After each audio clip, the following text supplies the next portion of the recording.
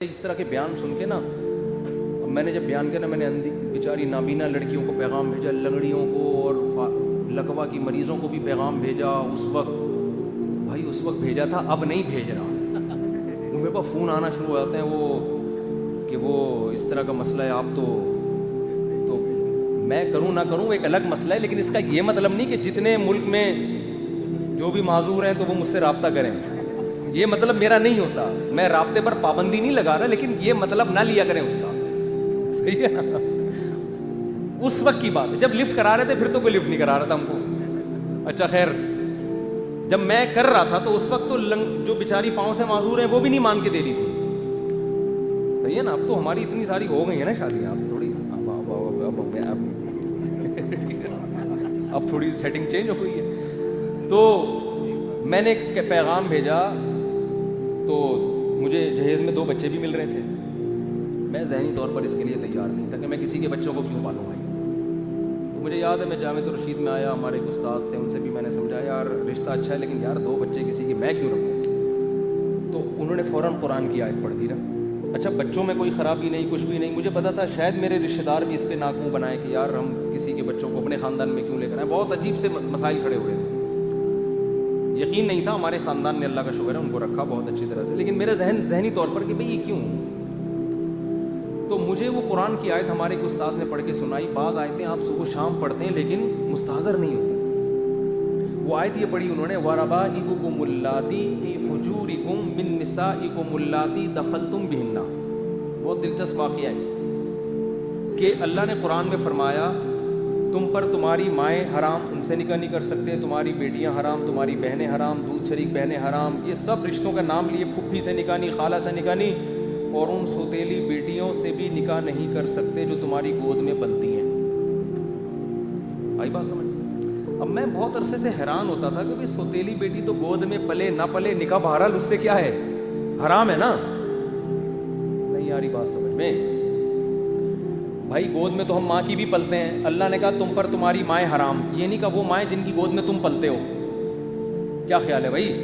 پلتے ہی ہیں نا، لیکن اللہ نے اس صفت کو ہائی لائٹ نہیں کیا۔ تم پر تمہاری بیٹیاں، سگی بیٹیاں بھی حرام جو تمہاری گود میں پلتی ہیں، یہ نہیں کہا بس بیٹیاں حرام۔ بہنیں حرام جن کے ساتھ تم ایک گود میں پلتے ہو، یہ نہیں کہا بس تمہاری بہنیں حرام۔ سوتیلی بیٹی کا ذکر آیا تو تمہاری وہ سوتیلی بیٹیاں جو تمہاری گود میں پلتی ہیں آئیں۔ میں یہ آیت پہ ہمیشہ حیران ہوتا تھا کہ قرآن نے اس کو ذکر کیوں کیا ہے، حالانکہ جیسے سگی بیٹی آپ کی گود میں پلے یا کسی اور کی گود میں پلے، نکاح اس سے کیا ہے، حرام ہے۔ آپ اپنی ماں کی گود میں پلے نہ پلے، ماں سے نکاح کیا ہے، حرام ہے۔ سوتیلی بیٹی آپ کی گود میں پلے یا نہ پلے، آپ کے لیے نکاح اس سے حرام ہے کہ نہیں ہے؟ لیکن پھر قرآن یہ ذکر کیوں کر رہا ہے جب اس شرط کا کوئی فائدہ ہی نہیں ہے؟ یہ میرے ذہن میں ایک اشکال تھا جس کے جواب کی طرف میں نے کبھی سوچا بھی نہیں کہ اللہ کا کلام میں کوئی حکمت ہوگی، ہر چیز ہمیں تھوڑی معلوم ہوتی ہے۔ تو میں نے جب یہ ذکر کیا یار وہ بچے بھی مل رہے ہیں مجھے، تو میرے دماغ اس کے لیے ایگری نہیں ہو رہا۔ وہ وجہ اس کی ہے کہ بھئی یہ تو شریعت میں بھی کوئی پسندیدہ کام تھوڑی ہے یہ کہ کسی کے بچوں کو پالو، بھئی وہ اپنے رشتہ داروں کے آ رہے ہیں، ہم کیوں رکھیں ان کو؟ تو انہوں نے فوراً قرآن کی آیت پڑھی، وَرَبَائِبُكُمُ اللَّاتِي، تمہاری وہ سوتیلی بیٹیاں جو تمہاری گود میں پلتی ہیں۔ انہوں نے کہا یہ قرآن نے گود میں پلنے کا ذکر اس لیے کیا کہ عام طور پہ صحابہ جب کسی بچوں والی عورت سے شادی کرتے تھے تو چھوٹے بچے خود ہی پالتے تھے، تو یہ رواج تھا، تو اس رواج کو قرآن نے کیا کر دیا، ہائی لائٹ۔ میرے ذہن میں آیا قرآن اس رواج کو کیوں ہائی لائٹ کر رہا ہے؟ اس رواج کو ہائی لائٹ نہیں کر رہا، سگی ماؤں کی گود میں بھی تو پلتے تھے لوگ، سگی بیٹیوں کو بھی تو صحابہ گود میں پالتے تھے، ان کا ذکر نہیں کر رہا۔ اس صفت کو ہائی لائٹ اس لیے کر رہا ہے، اللہ کو پتا ہے کہ سگی بیٹیاں ہمیشہ گودوں میں ہی پلیں گی باپ کے، اور آپ ہمیشہ اپنی ماں کی گودوں میں پلو گے۔ ایک دور آنے والا ہے کہ سوتیلی بیٹی کو کوئی گود میں پالنے کے لیے تیار نہیں ہوگا، اس لیے اللہ نے اس صفت کو ہائی لائٹ کر دیا کہ تمہاری وہ سوتیلی بیٹیاں جو تمہاری گود میں پلی ہوں۔ میں نے کہا قرآن سے دلیل مل گئی، میرے الفاظ تھے، میں نے کہا کسی کا باپ مجھے اس نکاح سے روک کے دکھائے، ایسی کی تیسی۔ ہزاروں تو دلبر ہیں، کس کس کو دے دل والا ہمارا حساب نہیں ہے۔ ہمارا دلبر کون ہے؟ خدا ہے۔ بھاڑ میں جائے ہندو کیا کہتا ہے، بھاڑ میں جائے میں نے تو یہاں تک کہا میری ماں کیا کہتی ہے، میرا بھائی کیا کہتا ہے، میری بہن کیا کہتی ہے، میرا ماموں کیا کہتا ہے، میرا چاچا کیا کہتا ہے، میرا پھپھا کیا کہتا ہے، بھاڑ میں جائے ایسی کی تیسی، خدا کے آگے کسی کی نہیں چلے گی۔ تو میرے ایسے جذبات ہوئے نا ایسی کی تیسی. اور اللہ کا شکر ہے میری شادی ابھی وہ بچی بڑی ہو گئی ہے اور رہ رہے ہیں, اللہ کا شکر ہے, اللہ برکتیں دے. اور وہی ہمارے پاس ہی آگے رہی, بچے بڑے ہو گئے وہ الحمدللہ. تو یہ 2008 یا 9 کی بات ہے. میں اتنا نیک نہیں ہوں جتنا آپ مجھے سمجھنا ہوگا, اور اتنے نیک, اللہ اتنا فری ہونے کی ضرورت نہیں ہے. انسان ہمیشہ اپنے اچھے کارنامے بیان کر رہا ہوتا ہے اور جو الٹے الٹے کام کیے ہوتے ہیں اس کو تو میں یہ بھی نہیں کہہ رہا کہ میں نے الٹے الٹے کام کیے ہیں, اگر کیے بھی ہوں گے تو اللہ کو بتا کے معافی مانگوں, آپ کو کیوں بتاؤں گا میں.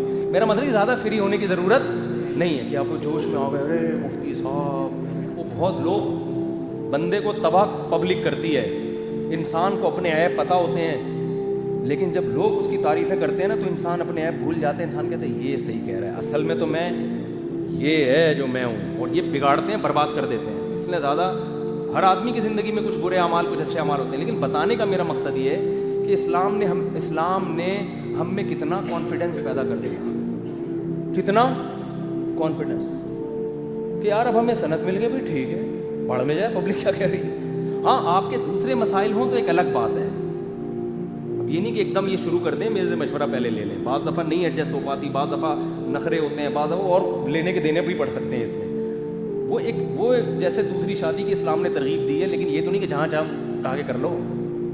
تو آپ میں حوصلہ ہے نہیں ہے, پھر اس کے سائڈ افیکٹ برداشت کر سکتی ہو, سب چیزیں دیکھنی پڑتی ہیں نا.